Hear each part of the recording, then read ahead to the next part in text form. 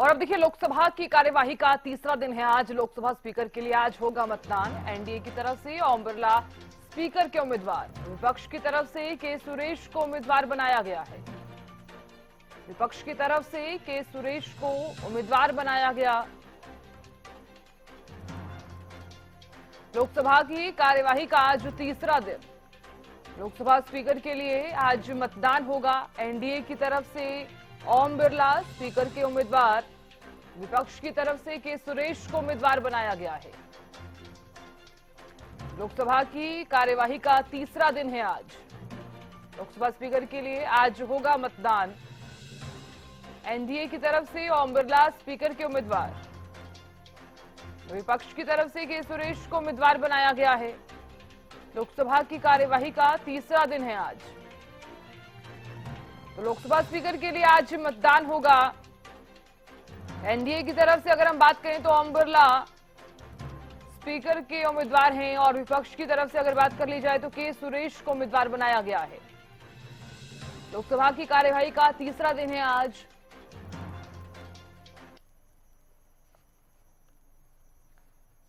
हालांकि कल भी आपने देखा होगा कि दूसरे दिन की जो कार्यवाही है वो भी हंगामेदार रही। विपक्ष जो है वो अक्सर तमाम तरह के मुद्दे जो है वो उठाता आया है। आज मतदान जो है वो होने वाला है। तो लोकसभा की कार्यवाही का तीसरा दिन है आज। और खबर पर ज्यादा जानकारी और विश्लेषण करने के लिए हरियाणा न्यूज के पॉलिटिकल एडिटर अमित जुड़ गए हैं।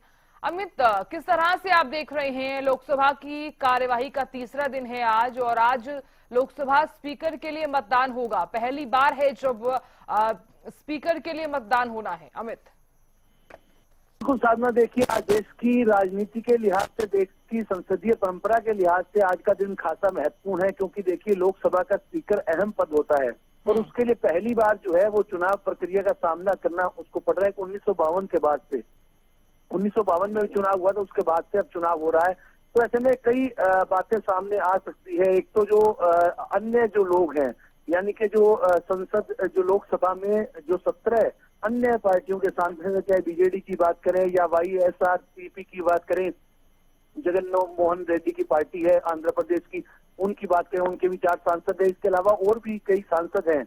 वे इस चुनाव में क्या भूमिका निभाते हैं, देखने वाली बात होगी। अभी भी कई सांसदों ने शपथ ग्रहण नहीं किया है, करीब ऐसे 60 सांसद हैं। तो आज शुरुआत, जब संसद की जो लोकसभा की कार्यवाही की शुरुआत जब होगी, तो पहले इन सांसदों का नाम पुकारा जाएगा जिन्होंने अब तक शपथ ग्रहण नहीं की है। उसके बाद देखिए जो प्रक्रिया शुरू होगी और जो प्रस्तावक हैं, जो चुनाव के लिए जो स्पीकर पद के लिए आए हैं, ओम बिरला एनडीए के और इंडिया ब्लॉक के सुरेश हैं। देखिए दोनों ही वरिष्ठ नेता है और के सुरेश तो वरिष्ठता के लिहाज से 8वीं बार सांसद चुनकर आए हैं लोकसभा में, और पहले वे केरल की अडूर सीट से 4 बार निर्वाचित हो चुके हैं। और उसके बाद उनकी जो राजनीति मेलाधिकार जो सीट है केरल की, वहां से शुरू हुई और 8वीं बार वे संसद में पहुंचे हैं। तो वरिष्ठ नेता है और उनका मुकाबला जो है वो ओम बिरला से होने जा रहा है। अगर संख्या बल की दृष्टि से देखें तो साधना, एनडीए का पलड़ा भारी दिखाई देता है, क्योंकि उनके 293 जो एनडीए के सहयोगी सदस्य सब मिलाकर 293 बनते हैं और वहीं विपक्ष का आंकड़ा जो है वो 233 का बैठता है। तो ऐसे में संख्या बल की दृष्टि से देखा जाए तो सीधे रूप में ही ओम बिरला का पलड़ा भारी है। लेकिन देखने वाली बात है कि क्या प्रक्रिया अपनाई जाती है, क्योंकि देखिए पहले उनका जो शपथ ग्रहण जिन्होंने नहीं की है उनका नाम अनाउंस किया जाएगा। उसके बाद जो है वो प्रक्रिया शुरू की जाएगी, उसमें प्रस्तावक बुलाए जाएंगे। पहले एनडीए के रूप में सत्ता पक्ष को मौका मिलता है और पहले उनके प्रस्तावक बुलाए जाएंगे ओम बिरला के। प्रधानमंत्री उनके नाम का प्रस्ताव रखेंगे और एक तरह से सभी जो लोकसभा के सदस्य हैं उनसे जो है सहमति मांगेंगे। लेकिन दूसरी ओर विपक्ष से भी ऐसे अगर नहीं सहमति बनती है और उसके बाद विपक्ष की ओर से भी जो उम्मीदवार खड़े गए हैं उनके प्रस्तावक आएंगे और वे भी अपनी सहमति अपने पक्ष में मांगेंगे। उसके बाद देखिए पर्ची के आधार पर जो है वो वोटिंग होने वाली है, क्योंकि इलेक्ट्रॉनिक वोटिंग सिस्टम इसलिए नहीं इस्तेमाल हो सकता क्योंकि अभी सांसदों को जो सीट्स है वो अलॉट नहीं हुई है। यानी कि जो डॉक्टर पी मेहताब है प्रोटेम स्पीकर, वे इस पूरी कार्यवाही का संचालन करेंगे और उसके बाद पर्चियों के जरिए जो है वोटिंग होगी और साधारण बहुमत के जरिए ही लोकसभा स्पीकर का चुनाव होता है। अनुच्छेद 93 में ऐसी व्यवस्था जो संविधान की दी गई है उसमें स्पीकर पद के चुनाव के लिए तो पर्ची के जरिए और साधारण बहुमत के जरिए यानी कि 50% से ज्यादा जो वोट ले लेगा उसे जो है विजेता घोषित कर दिया जाएगा और वही देश का अगला जो है 18वीं लोकसभा का स्पीकर बनने का जो है उसी को सिर पर ताज सजने वाला है।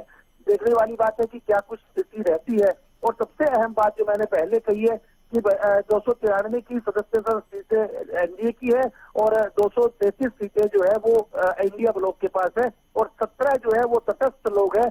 उनकी भूमिका क्या रहती है, किनका पलड़ा भारी रहता है और इंडिया ब्लॉक अपने सभी सदस्यों को जोड़कर रखता है क्या। तो एक तरह से यह संसदीय परंपरा की तरह से लोकसभा में स्पीकर पद का चुनाव भी हो रहा है और कई मायनों में जो है लोकसभा 18वीं जो है वो नए दौर से और नए जो मील के पत्थर स्थापित करने वाली होगी। और इसी बीच देखिए कल भी रात को विपक्ष का नेता जो है वो राहुल गांधी को चुन लिया गया है। तो ऐसे में कई तरह से आज का दिन है वो बड़ा महत्वपूर्ण है। पहली बार विपक्ष के नेता की हैसियत से राहुल गांधी भी लोकसभा में आने वाले हैं। जी ठीक है अमित, आप नजर बनाए रखिएगा, आपसे बातचीत हम करते रहेंगे।